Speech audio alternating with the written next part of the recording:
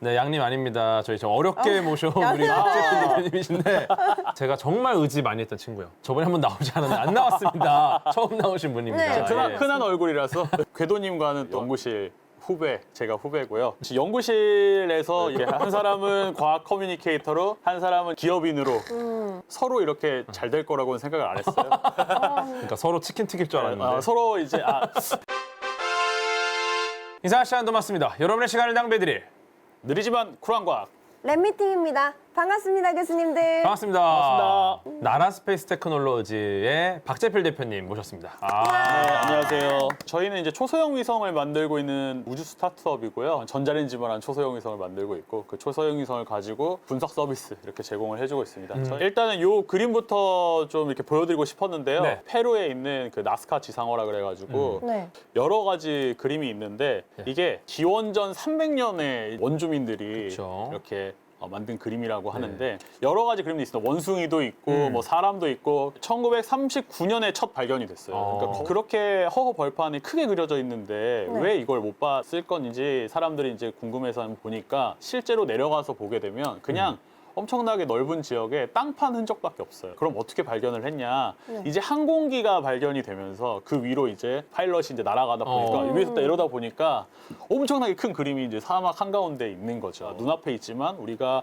이게 큰 그림인지 못 봤다 이런 뭐 부분들이 있습니다. 그래서 뭐 일단 썰을 풀자면 예. 뭐 초고도 문명이 그렸다. 외계인의 맞아. 이게 보내는 시그널이다. 옛날에 그래서 호기심 천국이라는 프로그램에서 네네 이렇게 조그만한 그림을 이제 칸을 나눠가지고 크게 이제 칸을 채우면서 하는 방식으로 하다 보니까 실제로 그릴 수가 있던 거예요. 지상에서도 충분히 지상에서요? 인간이 그릴 수 있다. 외계 문명이 아니라 인간이 충분히 그릴 수 있는 멀리 있을 때 이제 비로소 보이는 것들이 있다라고 생각을 그쵸. 하고 있고요. 저희가 이제 위성을 사용을 하는 것도 이제 멀리 있는 관점에서 바라봤을 때 우리가 볼 수 있는 것들이 있을 거다라고 이렇게 생각을 하고 있습니다. 마치 이제 뭐 보이저가 이렇게 지구 밖을 떠나고 먼 길로 갔을 때 굉장히 지구가 점 하나로 보이는 것처럼 그리고 그게 이제 인간에게 경외감을 줬던 것처럼 창백한 푸른 점. 그렇죠.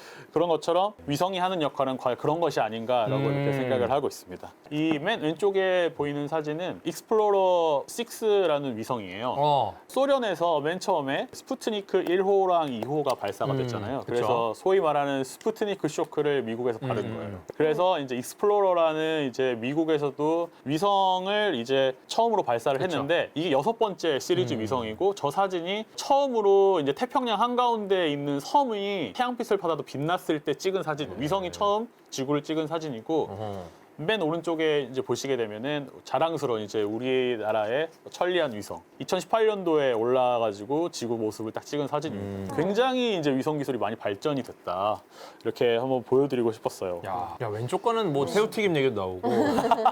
네, 근데 저게 이제 발사된 게 1959년 정도의 사진이니까 뭐 100년이 안 된 시점에도 이렇게 이제 기술이 많이 발전을 한 거죠. 사실은 뭐 스푸트니크는 카메라 없었잖아요. 그렇죠. 그거 아무것도 아니었는데 미국 애들 쫄아가지고. 하지만 미국이 먼저 찍었군요.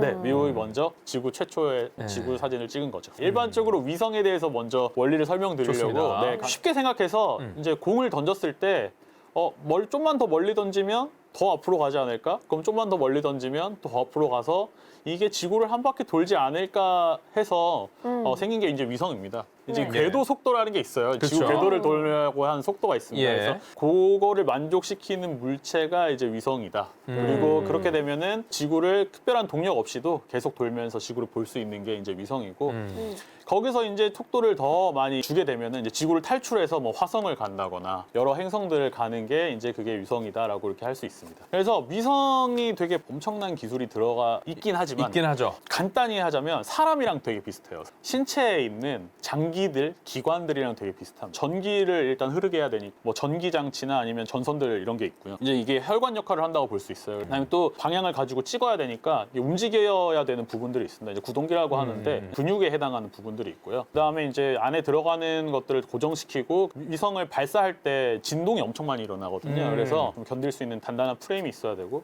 당연히 이제 눈에 해당하는 카메라가 있어야 되고 우리의 말을 알아들 수 있어야 되잖아요. 그래야 되니까 이제 통신 부품이 들어가는 거죠. 이제 귀랑 입 역할을 하는 게 있고 마지막으로는 안에 들어가는 컴퓨터가 있어요. 전체적으로 관리를 한 뇌 역할을 하는 게 있습니다. 네, 그런데 저희가 만들고 있는 초소형 위성은 기본 사이즈가 저 정도 됩니다. 10cm, 10cm, 10cm라고 해서 이런 큐브 모양이라서 또 큐브 위성이라고도 저 정도가 되면은 이제 그 스푸트니크가 했던 어떤 통신을 단순히 주고받는 역할은 할 수 있는 거죠. 큐브 위성의 한 변의 길이는 몇 cm입니까? 10cm. 격투기 같은 데서 체급으로 많이 분류를 하잖아요. 그렇죠. 위성 분류법 중에 하나가 크기로 분류를 하는 겁니다. 네. 위성. 요새 이제 기사들을 보시게 되면 초소형 위성이라는 게 있어요. 이 범위가 우리나라에서는 100km 이하의 위성들을 다 초소형 위성이라고 얘기를 하거든요. 마이크로 셀룰라이트하고 나노 셀룰라이트 여기를 포함해가지고 이제 초소형 위성이라고 많이 부릅니다. 과거에는 미들급 정도 되는 위성을 많이 쐈어요. 한 300kg에서 500kg 정도 되는 들소 무게 정도 되잖아요. 근데 기술이 발전하면서 이게 좀 양극화가 되는 거죠. 큰 거는 더 크게, 작은 거는 컴팩트하게 해가지고 기능을 높이고 큰 위성을 하나를 큰 돈 들여서 발사를 하거나 아니면 저런 작은 위성들을 많이 발사를 하는 네, 그런 식으로 이제 많이 한 거죠. 천리안 위성은 진짜 큰 거예요. 2층 크기 정도 돼요. 대형 위성이죠. 대형 천리안은. 위성이죠. 네, 대형 위성이고요. 그런데 이제 초소형 위성이 작은 위성들에서도 굉장히 여러 크기들로 많이 나눠지거든요. 저희가 만드는 위성은 한 50kg급, 30에서 50kg급 사이로 이렇게 만들고 있고요. 저거 지금 사진에 나와 있는 거는 진짜 위성이고 이거는 1:1 크기 모형 위성입니다. 이게 여기에 들어가는 구조 설계는 진짜 위성하고 똑같은 거라서 좀 이렇게 초소형 위성이 얼마나 작지 뭐 이렇게 하게 되면 감이 잘 안 오시니까 저희 들고 다니고 있거든요. 요게 이제 실제로는 한 25kg 정도 돼요. 지금 위성 보여주는데 네. 다 무슨 김치 공룡 얘기. 그때 한번 네. 친구 나오셔가지고 이 사진을 요 사진을 제가 썼거든요. 네, 그래서 네. 댓글에 김치민수라고 해가지고 김치 공장. 근데 위성 만들 때도 막 먼지 이런 것 때문에 이런 걸 다 쓰나 봐요. 그럼요. 네네 써야죠. 그럼요. 네, 저희 내부에서는 김장복이라고 부르는데 클린룸이라고 해서 먼지가 1m 이렇게 입방미터당 한 10,000개 이하 있는 그런 공간이 있어요. 두 가지 주요 원인들이 있는데 하나는 카메라 같은 데다가 먼지가 꼈는데 그대로 올라가게 되면 거기서는 누가 떼줄 수가 없잖아요, 먼지를. 네, 먼지를 떼줄 수가 없으니까 먼지가 없는 상태에서 이렇게 올라가야 되고요. 그다음에 두 번째로는 먼지가 정전기 같은 걸 일으킬 수가 있어요. 이렇게 기판 같은 데 있으면 그런 부분들이 있어서 저희가 이제 방진복에 하고요. 손맛이 좋으시죠. 위성은 손맛으로 한 위성은 손맛이다. 위성은 손맛입니다. 아. 큰 위성이랑 작은 위성이랑 구별하자면 어른이랑 아이처럼 내부 구조는 똑같아요. 눈 두 개, 코 하나, 입 하나 있는 건 똑같은데 이제 크기가 줄어들 뿐이죠. 요걸 또 설명하려고 요 정도 크기의 위성을 갖고 왔습니다. 네, 저희 보시면요. 네, 실제 위성이고요. 카메라 빼고는 다 우주에서 지금 실제로 작동되는 부품들을 넣었어요. 실제 장비. 네, 실제 장비들을 넣었어요. 3U라고 해서 아까 그 한 칸이라고 했었잖아요. 여기 요게 한 3칸 붙어 있어가지고 이제 세로로 30cm 정도. 네네네네. 예. 배터리가 들어갔잖아요. 그쵸? 배터리가 배터리. 들어가고 그다음에 여기 이런 것들이 이제 전기 분배 장치라거나 아니면 컴퓨터 이런 것들. 이제 여기 부분은 이제 네. 위성이 위로 올라가게 되면 이렇게 방향을 틀어주게 되는 각 운동량 보존의 법칙이라고. 네. 네, 여기 안에 있는 디스크가 돌아가게 되면 그 디스크의 운동량을 보존하기 위해서 얘가 돌아가는 그런 원리고. 요거 아마 3월 중에 카이스트 김갑진 교수님 나오셔서 한번 돌리시고. 지난번에 의자 위에서 돌린 거 있잖아요. 네. 예, 그거 네, 딱 그겁니다. 그거 예, 그게 딱 여기 돌리니까. 쓰이는 거예요. 네, 그거 3월에 김갑진 교수님의 김갑진 키트를 키트와 함께 보시면 좋을 네. 것 같습니다. 그래서 요게 이제 저 두 분이 만들었습니다. 맨 처음에는 캘리포니아 폴리텍 대학교의 이제 푸이그 교수님하고 스탠포드에 있는 밥트윅 교수님이 이제 만드셨는데요. 푸이그 교수님은 실제로 한국 오셨을 때 한번 봤어요. 이제 맨 처음에는 이런 항공우주공학과 학생들한테 대형 위성을 만들긴 어려우니까 전체적인 과정을 한번 겪어봐라. 그래가지고 미니어처처럼 만들어봐라라고 했고요. 그게 이제 2003년에 실제로 발사가 됐어요. 2003년에 발사가 되면서 이게 이제 굉장히 인력 양성에 굉장히 도움이 된다. 인력 양성에 굉장히 도움이 된다라고 해가지고 그래서 대학교들이 만들기 시작을 하다가 이제 저희 같은 창업하는 회사들이 하나씩 나오는 거예요. 유명한 회사들 보면 다 어디 랩 출신이 뭉쳐가지고 나온 회사들이 진짜 많아. 근데 요 위성이 판호파까지 발전하게 된 계기가 있었는데 초소형 위성의 성능이 너무 좋아지면서 이제는 지구를 넘어가지고 화성까지. 달도 갔고요. 네, 그죠? 달도 가고요. 예. 네. 저 위성 같은 경우에는 마르코라는 위성이고요. 2019년도에 인사이트라고 마스 랜더가 갈 때 같이 두 위성이 갔었어요. 그래가지고 화성에 있는 착륙선의 통신 중계기를 쟤네들이 해준 거예요. 여러 나사 센터 중에서 무인 탐사로 굉장히 유명한 JPL에서 만들었거든요. 제트 프로포전 랩에서 만들었거든요. 그래서 이게 이제 최초로 지구 밖을 떠난 소소형 위성이고요. 그래서 실제로는 저렇게 생겼습니다. 시리얼 박스라고 많이 얘기를 하는데요. 예. 저 정도 크기 되는 위성이 6,000km 밖에 화성에서 고도에서 찍은 거거든요. 저게 화성이에요, 동그란 게. 화성 사진을 자기가 찍어가지고 이제 보낼 수 있을 정도로 굉장히 이제 기술이 많이 발전을 한 거죠. 이제는 그러면 상업적으로 저 위성을 정식으로 써도 상관이 없지 않을까? 그러면서 이제 우주 산업이 굉장히 많이 태동을 했었죠. 그러니까 원래는 이걸로 될까 했는데 과학기술이 발전하면서 부품이 소형화가 됐어요. 저렴한 비용으로 시도할 수 있게 되다 보니까 점점 된 거지. 디아블로 4에 세 명이 디아블로 4. 오리라 있잖아요. 세 명이 오리라. 아. 저는 세 명이 진짜 중요하다라고 생각하거든요. 그 세 명 중 한 분이 갈 거니까. 핫하시죠? 네, 이분이 만든 게 이제 큰 업적을 하나 세우신 거예요. 저렴해진 그렇죠. 발사비. 예, 재활용 로켓으로. 저희 필드에서는 굉장히 이제 저 사람이 화성으로 우리를 이끌 것이다. 생각보다 터프한 사람이에요. 뭐 예를 들어서 아이언맨 같은 거 보면은 막 빵빵 터지면서도 계속 이렇게 닫고 쪼이고 기름 치시는 그런 분들 있잖아요. 네. 실제 그런 이미지예요. 저분이. 그래가지고 될 때까지 하는 공학적인 면에서는 어떻게 보면 진짜 선구자적인 그런 사람인 거죠. 사실 기행은 최근 일은 아니에요. 아주 오래전부터 기행을 하셨던 분인데 예를 들어 내가 앞으로 뭘 하겠다라는 그 이상한 행동 발언들이 사람들이 다 욕했어. 근데 이게 되면은 인류에게 큰 기여를 하는 기행들이었어요. 민간 유인 우주선 만들게 뗐을 때 진짜 다 놀렸거든. 네. 야, 쟤네 웃긴다. 근데 했잖아. 네. 재활용하겠다. 근데 했잖아. 근데 지금은 자꾸 이상한 소리 하고 있어. 스페이스X가 얼마나 이 발사를 많이 했냐면 작년에 3일마다 한 번씩 발사를 했어요. 로켓을. 발사는 일상이다. 네네. 그리고 저렇게 되기 전까지 실패를 엄청 많이 했어요. 일단은 나사 내에서는 맨 처음에는 그 사람들이 계속 너무 실패를 하니까 이 사람을 이제 국내 업체들 중에 사기꾼 카테고리로 분류를 했었거든요. 그런데 이제 그게 그 재사용 발사체가 성공하기 전까지 한 4번 정도는 실패해가지고 거의 파산 직전까지 갔다가 이제 다시 마지막에 성공을 한 거고 그 로켓이 폭발을 했을 때 저희 연구실에서 만들던 위성이 그걸 타려고 대기를 엄청 오랫동안 했어요. 결국에는 1년 동안 기다렸다가 저희가 못 타였대. 못 타서 다행이다. 네, 못 타서 그 한참 터질 때 한국에도 투자를 받으러 왔었어요. 스페이스X에서 오신 분이 이렇게 되는 거냐, 실제로 되는 거냐라고 했을 때 그 사람이 딱 한마디 한 게 당신이 비행기를 탄다고 했을 때 그 비행기가 얼마나 썼는지 너네가 따지고 타냐. 그런 식으로 얘기를 했다고 하는 거예요. 일리 있네요. 이제 앞으로 있네요. 그렇게 될 거다. 이게 얼마나 이제 그 발사비를 감소를 시켰냐면 지금 저게 이제 각 연도별로 유명한 발사체들이 있고 1kg당 발사하는데 비용이에요. 이 스페이스 셔틀 아시죠? 우주왕복선. 우주왕복선이 1kg 발사하는데 10억 정도가 들어요. 한 2018년도만 했었어도 1kg당 1억으로 떨어지면서 이게 엄청 싸졌다 그랬거든요. 지금은 1kg당 목표로 하고 있는 건 1,000만 원 이하. 지금 뭐 200달러 이하로 떨군다고 하니까요. 예. 1kg당. 저게 어떤 효과를 가져오게 되면 이제 옛날에는 지구에서 무조건 완벽하게 하고 올라갔었어야 되는데 이제는 위에 올라가서 안 되면 다시 쏘지 뭐 이렇게 되는 거예요. 네. 그래서 정부가 아닌 곳에서도 굉장히 광범위하게 이렇게 뭐 기업이나 아니면 뭐 지자체나 이런 데에서도 이제 그 다음 분입니다. 네. 제드래곤 제가 선정을 해봤습니다. 우리 두 번째 분이죠. 네, 반도체죠. 반도체. 네. 소자 성능이 굉장히 향상됐습니다. 그리고 여러분 핸드폰만 봐도 아시잖아요. 네. 동일한 성능을 가지는 칩이 과거에는 35였으면 4mm로 줄은 거예요. 그러니까 그거만큼 빈 공간이 남는 거고 그거만큼 성능에 투자를 할 수 있는 거예요. 뭐 배터리를 더 넣는다거나 이런 부분들이 교육용으로 썼던 위성들을 이제 상업용으로 쓸 수 있게 해주는 거예요. 그렇죠. 네. 이제 완성도들 패키징도 좋아지다 보니까 핸드폰에 들어갈 수 있는 부품 같은 걸 우주에서 쓸 수 있는 거예요. 실제로 저궤도 같은 경우에서는 실제로 그냥 가져다 쓰는 거예요. 그렇죠. 그래서 그런 만큼 이제 소자들이 많이 좋아졌어요. 그런 부분들이 위성 단가 하락이 굉장히 많이 됐었고요. 그러니까.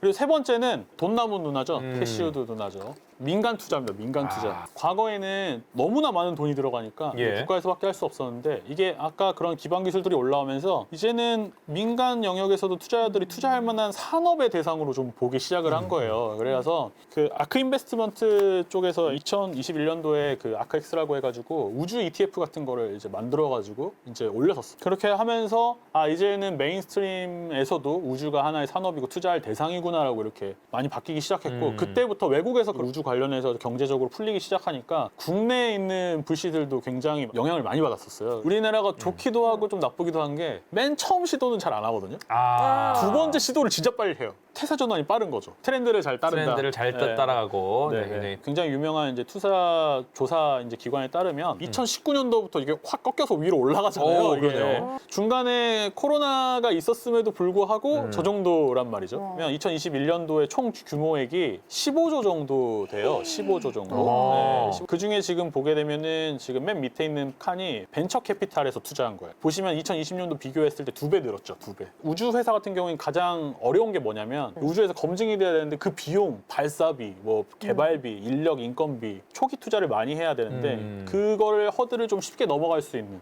네, 그런 그 환경들이 만들어진 거죠. 이 세 가지가 이렇게 딱 드래곤볼처럼 모이기 시작하면서 이제 뉴스페이스라는 이제 빵 터지게 된 거죠. 새로운 산업 영역이. 그래서 우주 개발에서는 굉장히 유명한 문구가 있어요. Failure is not an option이라고 해서 네. 저분이 이제 진 크레츠라는 나사의 치프 플라이트 디렉터라고 해서 그 비행을 다 관장을 하는 아폴로 13호라는 영화가 있어요. 아, 영화 있죠. 네, 유명하죠. 전 진짜 좋아하는 영화인데 예. 지구에서 계속 이제 오더를 내리는 사람 중에 한 명이에요. 근데 저걸 어떤 이제 각오로 얘기를 했냐면 미션이 중간에 잘 안 돼가지고 실패가 되는 상황에서 우주 비행사들을 무조건 생환시켜라. 실패는 용납되지 않는다. 아. 실패는 우리의 옵션이 아니고 무조건 성공한다. 저게 이제 과거의 우주 산업을 대표하는. 이제 우리는 실패하면 안 되고 무조건 굉장히 이제 모든 걸 예상을 해가지고 모든 실수할 수 있는 부분들을 다 쳐내는 그런 이제 개발 방식이었어요. 뭐 지금 굉장히 머리가 똑똑한 사람한테 로켓 사이언티스트라고 얘기를 하잖아요. 그런 것처럼 로켓이라는 게 굉장히 복잡한 시스템에 많은 걸 고려를 해야 되는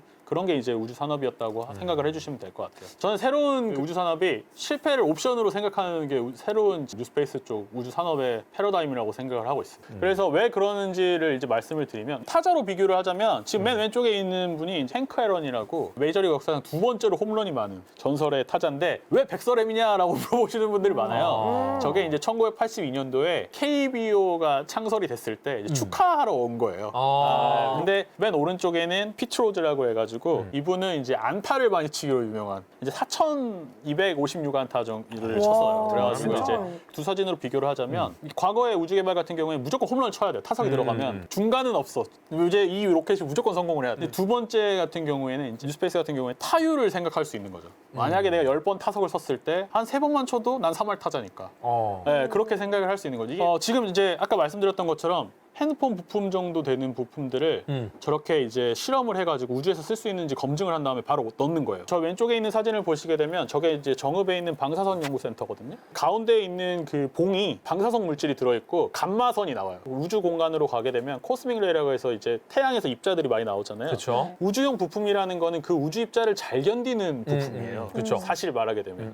근데 요즘 나온 소자들은 잘 견딘단 말이죠. 어느 정도는. 저거를 일부러 노출을 시킨 다음에 얘가 죽을 때까지 한번 쏴봐요. 지금 저기 11이라고 돼 있는 사진이 정상 사진. 그 오른쪽에 있는 사진 죽을 때까지 쏴봤을 때 사진이 저렇게 빨갛게 오류가 뜨잖아요. 네, 저런 거를 이제 해서 그러면은 이 부품이 우주 공간상에서 몇 년 정도 살 수 있다.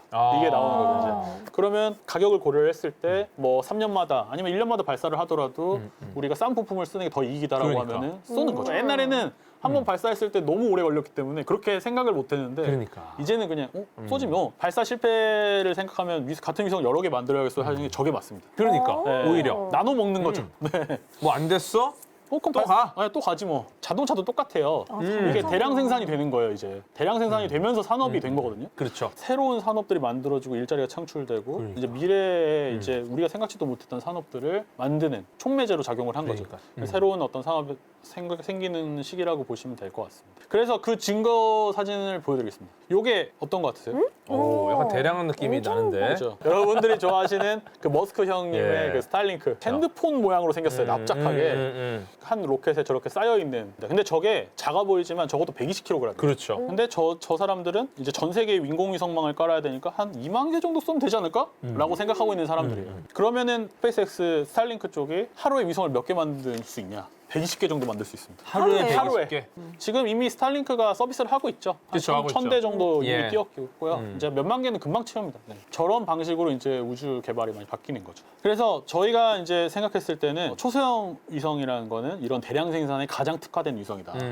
저게 다 위성이에요, 지금. 요거 크기랑 똑같은 거거든요. 요거를 이제 궤도상에 엄청나게 많이 띄우는 거죠. 그러면은 많이 쏘면 뭐가 좋냐? 저희 본사가 부산 영도에 있거든요. 저기 바로 옆에 있어요. 근데 네이버 지도를 치고 들어가 보시면 거기 네. 위성 사진 클릭할 수 있잖아요. 예. 지금 왼쪽에 저렇게 공사장으로 돼 있어요. 음. 근데 이미 저 오른쪽 사진처럼 아파트 다 짓고 분양 끝났다는 거죠. 오른쪽은 뭘로 찍은 거죠? 저희가 이제 그 위성에 있는 자료들을 긁어가지고 가지고 온 거고요. 어. 그 사이에 가지고 온 거. 저희가 이제 서비스하는 그 플랫폼 상에서 볼 수 있는 그건데. 어. 네, 그래서 이제 왼쪽은 현재 지구 모습을 반영을 하지 않는다는 거죠. 너무 옛날 하지. 너무 옛날 사진인 거죠. 아, 그럼 나중에 땅 따먹기처럼 되지 않을까요? 그게 지금 가장 핫한 분야 중에 하나예요. 어. 국제기구에서 이제 뭔가 규칙을 정해야 되지 않을까? 뭔가 할당량을 줘야 되지 않을까? 이렇게 생각하고 있는데 그래서 많이 써야 돼요. 할당량을 미리 확보를 해놔야 돼. 그러니까. 그러면 이제 그 비율대로 비율이 고정이 될 수가 있어요. 어. 네네. 일단 빨리 해놔야지. 땅을 지금 빨리 먹어놔야 빨리 일단 빨리 땅을 빨리 먹어놔야 된다 그러니까. 이거구나. 근데 저렇게 보려면 네. 위성을 많이 띄워야 돼요. 그러니까 위성을 많이 띄워야지 실시간에 가깝게 볼 수 있거든요. 이제 지구를 멀리서 봤을 때 이제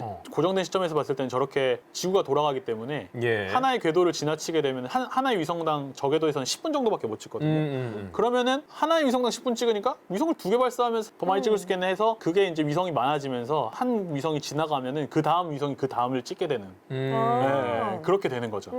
촘촘하게 찍을 수 있다는 거죠. 네네네 맞습니다. 예. 저게 이제 한 12개 정도로 구성된 궤도거든요. 그리고 이제 여기 또 궤도님이 이게 전문이에요. 사실은 저요 전문입니다. 네, 왜 그래서 이름이 궤도시냐? 얘기 잘 안 해요. 대학원 썰을 좀 풀자면 좋아요. 굉장히 하드한 과학자예요. 솔직히 말하면 이렇게 쉽게 말하시는 분이 아니에요. 이게 저희가 봤을 때는 이제 우주 인재를 어떤 과학 커뮤니케이트 한 그 시장이 뺏긴 거죠. 이제 근데 거기서 더 잘 되고 계시니까 네, 생각보다 굉장히 과학적이신 분입니다. 오히려 제 분야를 말하기가 되게 어려워요. 이거는 제 분야 아닌 걸 많이 다루거든요, 제가. 오히려 용감하게 됩니다. 그 궤도 분야를 제가 하게 되면은 쉽지 않아요. 되게 조심해서 말해야 돼요. 왜냐면 내 분야라서. 그렇구나, 예. 그게. 그래서 그 뭐 많은 분들이 말씀하세요. 뭐 네 분야도 아닌데 왜 이렇게 함부로 하냐.